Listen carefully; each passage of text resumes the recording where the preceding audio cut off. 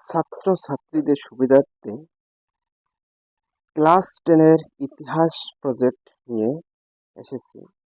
আজকের ইতিহাস প্রজেক্টটা হলো ঔপনিবেশিক অরণ্য আইনের প্রভাব ও জনজীবনের উন্নয়নের প্রস্তাব। চলো দেখে নেওয়া যাক প্রজেক্টটা। তোমরা ভালো করে একটু দেখে এবং স্ক্রিনশট করে নিয়ে লিখে নাও। সবার প্রথমে তোমরা প্রজেক্ট লিখবে, তারপর এটা হেডলাইনে ভালো করে লিখবে। হেডলাইন এটা ঔপনিবেশিক অরণ্য প্রকৃতি ও জনজীবনের ওপর কিরূপ প্রভাব ফেলেছিল তার একটা চার্ট। অথবা প্রাকৃতিক ধ্বংস না করে জনজীবনের উন্নয়ন হতে পারে সে বিষয়ে একটি প্রস্তাব। চলো এবার তোমরা প্রথম পর্যায়ে লিখবে। এরপর প্রকল্পের বিষয় লিখবে। প্রকল্পের বিষয়টি হলো জনজীবনের ও পরিবেশ পারস্পরিক মিথস্ক্রিয়া ও তার নিরিখে ইতিহাস বিবর্তনের বিষয়ে তুলনামূলক পর্যালোচনা। অথবা প্রজেক্টটা এইভাবেও লিখতে পারো, এইটা যে কোনো একটা লিখবে।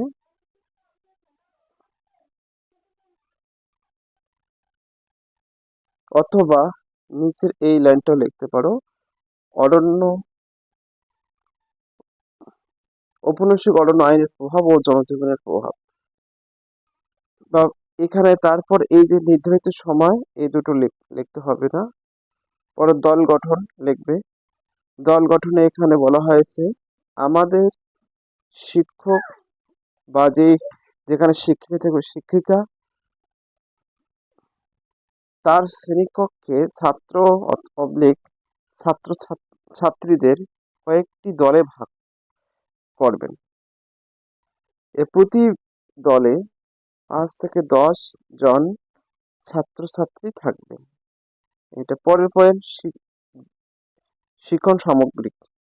আমাদের শিক্ষা বিষয়ক শিক্ষা সহায়ক শিক্ষণ সামগ্রিক নিয়ে শ্রেণীকক্ষে আসেন।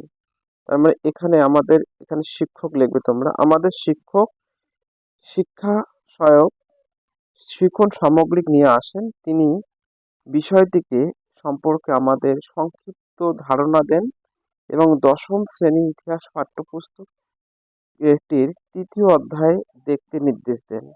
তারপর গুরুত্ব শিক্ষণ প্রক্রিয়ার বিভিন্ন পদ্ধতির মাধ্যমে প্রকৃতি পাঠ একটি গুরুত্বপূর্ণ পদ্ধতি।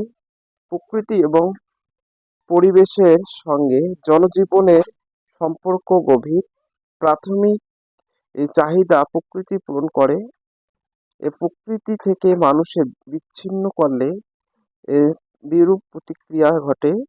প্রকৃতি তথা পরিবেশ সংকট জনজীবনে প্রভাবিত করেন এবং ইতিহাসের নিকটে তৈরি হয়।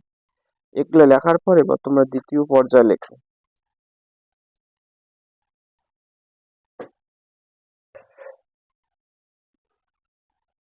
তারপরে শিক্ষার্থীর করণীয়, এই এই পয়েন্টটা লিখবে। তারপর অর্জিত সমর্থ, এখানে বিষয় এই অর্জিত সমর্থ যে বিষয়, এই যে ঔপনিবেশিক অরণ্য এবং ভারতের আদিবাসীদের জীবনের প্রভাব, এটা লিখবে। তারপর উপবিষয়ের মধ্যে পড়বে অরণ্য আইন ও তার প্রভাব সম্পর্কে চার্ট।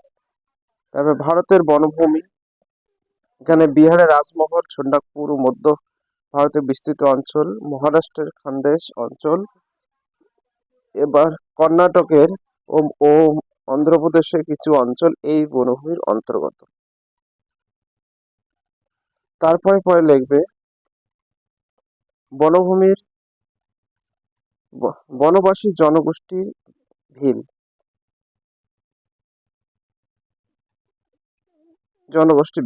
কোল, মুন্ডা, সাঁওতাল, হো, ওরাং, গোল্ড এরা অন্তর্ভুক্ত হয়। তারপরে ঔপনিবেশিক অরণ্য আইন এটা। তারপরে তোমরা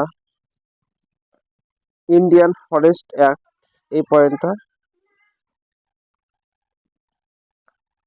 তারপর ইন্ডিয়ান ফরেস্ট অ্যাক্ট এই পয়েন্টটা লেখার পর সংশোধনী আইন এই পয়েন্টটা লিখবে। তারপর এ রেজুলেশন এই পয়েন্টটা। তারপর তোমরা পরিবেশ ও বন নির্ভর জনজীবনের উপর প্রভাব, এখান থেকে এটা হেডলাইন। তারপর খাদ্য সম্পর্কে একটু লিখবে, জ্বালানি সম্পর্কে একটু লিখবে, বাসস্থান সম্পর্কে একটু লিখবে। এবার তারপর তোমরা চলে যাও পরের যে পার্টটা ছিল, প্রকৃতি ধ্বংস না করে জনজীবনের উন্নয়নের বিষয়ের প্রস্তাব। এখানে তোমরা পয়েন্ট 1, 2, 3, 4, এখানে 6টা পয়েন্ট আছে, ভালো করে লিখবে। তারপর এবার সিদ্ধান্ত এভাবে প্রকৃতি ধ্বংস না করে বনভূমির সাহায্য নিয়ে পরিবেশ বান্ধব শিল্প গড়ে ওঠে। এবার এবং অনেকে কর্মসংস্থানের ব্যবস্থা করা সম্ভব। তৃতীয় পর্যায়ে এবার চলে যাব। তৃতীয় পর্যায়ে তোমরা সীমাবদ্ধতা উপকরণ। এবার এই ছবিটা লিখবে, তো এই ছবিটা ভালো করে করে দেবে। নাহলে তোমরা যদি পারো অন্য ছবি এখানে লাগাইতে পারো এটা। তারপরে লিখবে এখানে নিচে এই ছবিটা যেখানকার ছবি এখানকার নিচে নাম লিখবে। তারপর চিত্র তালিকা, এই চিত্র তালিকার নামটা কৃতজ্ঞতা স্বীকার, তোমাদের মতো করে তোমরা এই কৃতজ্ঞতা স্বীকার লিখবে। Thank you for watching.